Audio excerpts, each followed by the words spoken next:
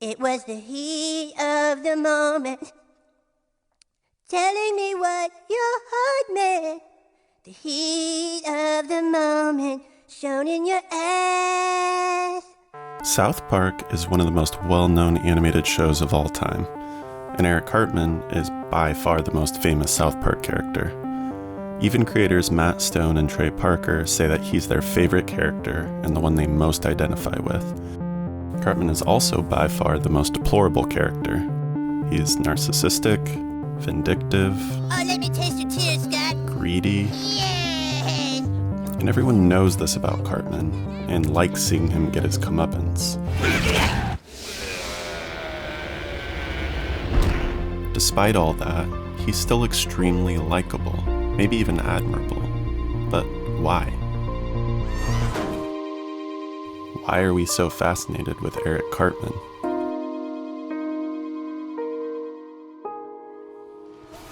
You could probably rattle off a handful of reasons, but I think that all of them can be encapsulated in this one overarching reason. Here it is. I think people are fascinated with Eric Cartman because he is free to say and do anything. This may seem like an obvious statement, and it is, but it's not clear why this freedom fascinates us, or even why Cartman has this freedom. I'd say within the first season, we kind of realized we're like, oh, Cartman's like a little Archie Bunker. Archie Bunker, from the 70s sitcom All in the Family, was a lovable bigot. Eat it! Just like Cartman. Archie, 12% of the population is black. There should be a lot of black families living out here. Yeah, this is only a beginning, but I think it's wonderful. Wonderful, huh? Well, let's see how wonderful it is when a watermelon rinds come flying out the window. In other words, Cartman and Archie are satirical characters, so they can be both likable and deplorable, because we're supposed to laugh at them, not emulate them. But unlike with Cartman, not everyone got the joke that Archie's character was satirical. To some viewers, Archie became a sort of folk hero, and I think that's what separates these two characters. No one wants to emulate Cartman. No one wants to be a fat, spoiled, 8-year-old narcissist. Oh, that's a big boy, isn't he? So the creators can't get in trouble for anything he does or says. And especially because he was 8 years old, he was kind of free to say whatever he wanted. And he could dress up like Hitler, and he could do these because he's 8, you know. And he doesn't really know what he's doing. He doesn't care. He's just a product of his environment.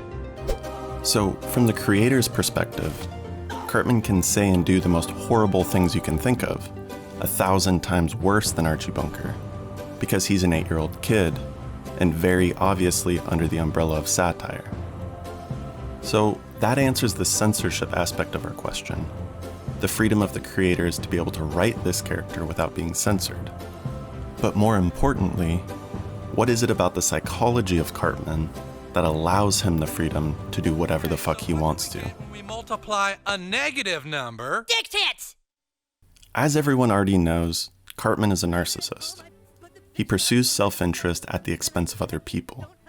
So if we can understand why he is a narcissist, then we'll understand why he can do whatever he wants. So let's talk about narcissism. First of all, it's helpful to think of narcissism as being on a spectrum. On one end of the spectrum is a person who only pursues self-interest, and on the other end is a person who only pursues the interests of others. Butters is a perfect example of this. Because he lacks self-worth, he can't pursue his own interests.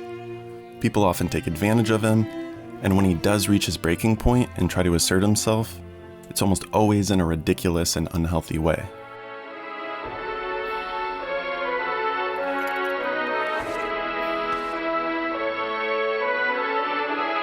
But between these two ends of the spectrum lies healthy narcissism. This involves pursuing self-interest while also empathizing with and recognizing the needs of others. And Cartman actually reaches this state of healthy narcissism for a brief moment in season 10. In that episode, Cartman's mom reaches the end of her rope. He just never listens. And so she brings in nanny television shows to try to fix Cartman.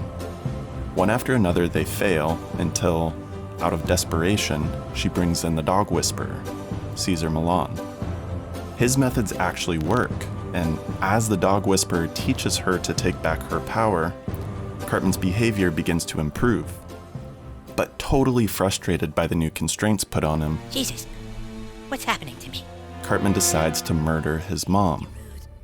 And it's during this scene that Cartman, for the first time in his life, begins to question whether or not he's the center of the universe, and begins to see his mother as her own person. Maybe I don't have the right to kill my mom. No, she's my mom. I can do whatever I want with her. It's more important I live the way I want. She isn't an object you can own, she's a human being. She isn't an object I can own, she's a human being. Ow! Kayla! Ow, she's making you suffer!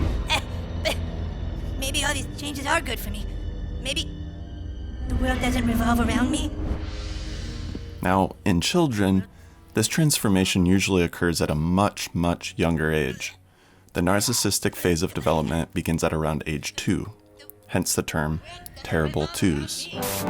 Good evening. I'm Dr. Elliot Piaget, noted child psychologist.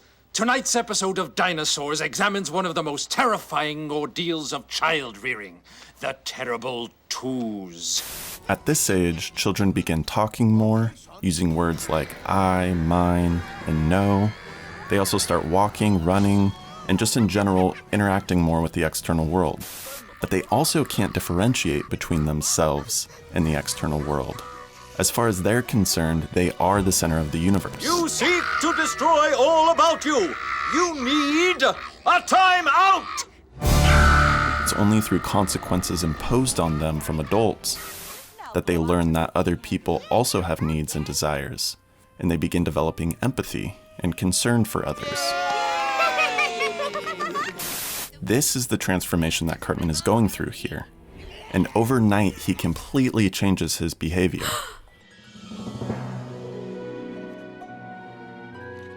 Why, Eric, you made your own breakfast. Yeah, Mom, it's okay. It's grapefruit and lean ham. And you're studying before school? Well, you told me I had to review my homework before class started. Oh, Eric.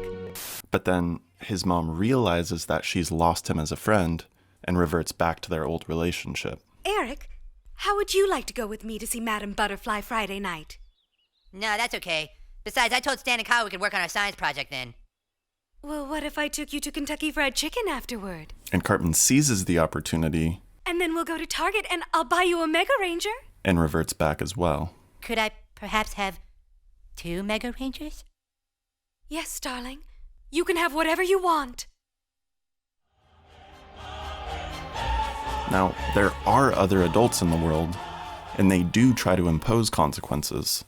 But those consequences make up the obstacles that Cartman has to overcome in order to get what he wants. Oh, I get it. You're trying to silence me. And what he wants is to maintain this narcissistic state, where he has the freedom to do and say anything. Shit! Asshole! The Tourette's episode is a perfect example of this. Are you telling me that if you have this Tourette syndrome, you can say whatever you want all the time and never get in trouble? After discovering that some people with Tourette's involuntarily spew obscenities, he realizes that getting a diagnosis for Tourette's could be his golden ticket to being able to say whatever he wants. All the time. Hey, don't you want to buy that toy? I don't need the toy. I found something better. 'Cause I got a golden ticket. Of course, his plans always fall apart and the consequences catch up with him. In this episode, because he stops filtering what he says, he accidentally starts telling embarrassing truths about himself. I cry at night because I don't have a dad. Ah! In other episodes, he's given detention, or arrested, or worse. But no matter what happens, he can always go home, Screw you guys, I'm going home. where his mom will cater to his every whim, reinforcing the narrative that he is the center of the universe. So Cartman actually needs his mom in order to remain in this state of narcissism. Without her, reality would come crashing in, and he would be forced to recognize the needs of others. To answer our original question, Cartman is free to do whatever he wants because he doesn't want to grow up and acknowledge the needs of others. And he's enabled by his mom because she doesn't want to lose a friend. In other words, a narcissist needs people to protect and preserve this narcissistic state. And I think that's where you and I come in. Why is Cartman so likable to us? Well, the very thing that makes him deplorable also makes him extremely effective at getting what he wants. And although we don't want to be narcissists, we do want narcissists on our side because they'll say and do things that we wouldn't. Take the Ginger Kids episode as an example. Cartman goes from discriminating against ginger kids Gross! to becoming a ginger kid to rallying all the ginger kids together. The man who has brought self-respect to gingers, Eric Cartman! And then finally to enacting a plan to exterminate everyone who's not ginger. I envision a world in which there is no hate. A world where everyone is ginger. And so, we must gather together every child who is not ginger and exterminate them. But it turns out that he's not actually ginger either. You what? Which forces him to undo his extermination plan. Come on, let's fulfill the plan! All non-gingers must die! Yeah! Oh my God, you guys. I just realized something. We shouldn't be doing this. I mean, look at us. What have we become? In other words, it doesn't matter what side he's on. Cartman is always going to try to recreate the world in his own image. And when someone like that is on your side, or rather, when you happen to be on their side, it's intoxicating. One look from you and I would fall from grace. And that would wipe the smile right from my face. Do you remember when we used to dance? And incidents arose from circumstance. One thing led to another, we were young. And we would scream to get our songs unsung. It was the heat of the moment. But if we're relying on a narcissist to speak for us, to stand up for our interests, then maybe we're a little too much like Butters. He is something that you'll never understand, but he would die for me. If narcissism is on a spectrum, then some of us are too much like Butters, and some of us are too much like Cartman. But all of us have a little bit of both. It's the Butters in us that allows us to have concern for others, and it's the Cartman in us that allows us to assert ourselves and get what we want. He is basically the dark side of everyone. And I think everyone's got a little Cartman in them.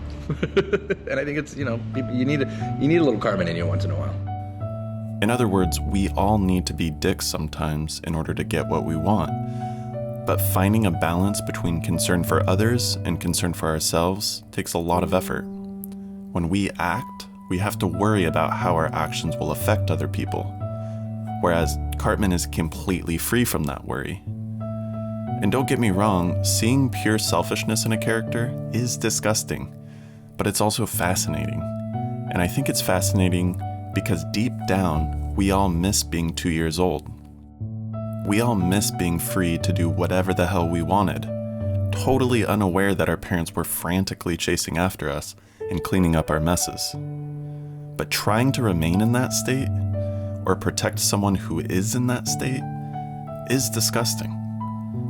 So just remember, if you ever find yourself following a narcissist, or conversely, obsessed with gaining followers, I want you to think of this image.